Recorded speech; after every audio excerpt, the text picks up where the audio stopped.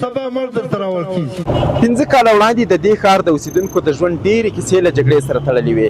نن موږ هڅه کوو په دې باندې پوه شو چې په دې وروستیو 15 کلونو کې د یو عادي پکتیکاوال په ژوند کې کوم مهم بدلون رامنځته شوی دی.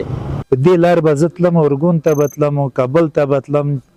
ما به 3-4 کسان ګاډي د ځان سره بیول شاته مخکې، چې ما به 20-40 لکه روپۍ اخیستې وي چې ما د ماڼۍ کنډو کې څوک مړ نه کړي، ما په ورګون کې څوک مړ نه کړي، ما په شرنه په روډ څوک مړ نه کړي. ما به چې نن زه اوس په کرې په ګاډي کې څه هلته به ما 4-5 ګاډي د شا د مخکې راته روان وي. هغه خپلې د کاروبار روپۍ به مې چې اخیستې وي هغې کې به ما 4-15 کسان بډیګارډ ته ځان سره شورول.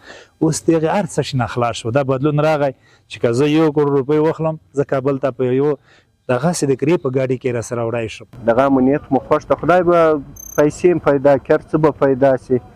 نو شکر خوشحاله یو، موږ له دې حکومته خوشحاله یو. د کار زمینه دغومره برابره ده، بس هغه کور چلاو کېږي په دې حال باندې شکر ده الحمدلله. خطا دا سر دوا چې موږ په بار پر رقم د چاپا وچوله و تمړه کاسونی په یو کاشپا شایدون کړل. دوا ورنه یې مازورونی پستر ګډونده وي، کمزوري وي، یو سترګه تا ویشتلی بله سترګه تا ویشتلی و.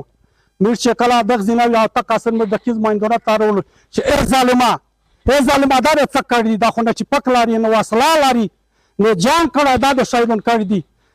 موږ دغه حال د کیز تر وړي په موږ داسې تکلیفونه تېر دي.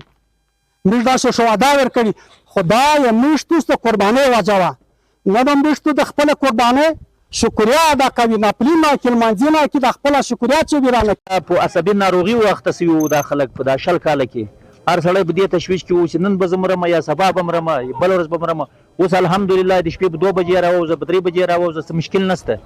نو دا د هغو یوه برخه ده. دغسې دا نن ته دلته ټورنمنټ وینې، دا والیبال وینې، دا د خلکو یو هجوم وینې، په یوه جي باندې ناست دي، نه شور شته نه جنجال شته، د خلکو زړونه سره یو دي، خلک ستړي سوي دي، خلک په عذاب سوي دي، خلک په تکلیف کې سوي دي.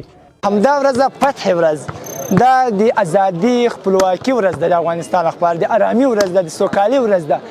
که دا ورځ نه وای نو افغانستان به اوس هم هغه د وینو په تویېدا باندې بوخت و، ځوانان به هم له لاسه ورکول. نو دا ورځ وه او دا هغه اوس موږ لپاره سوله او ارامي راوستل څو ځوانان داسې سپورټ وکړي. موږ په ژوند کې خو لومړی بدلون امن او امنیت رامنځته شوی ده ځوانانو لپاره. 15 کاله 15 کسان او 15 مختلف روایتونه.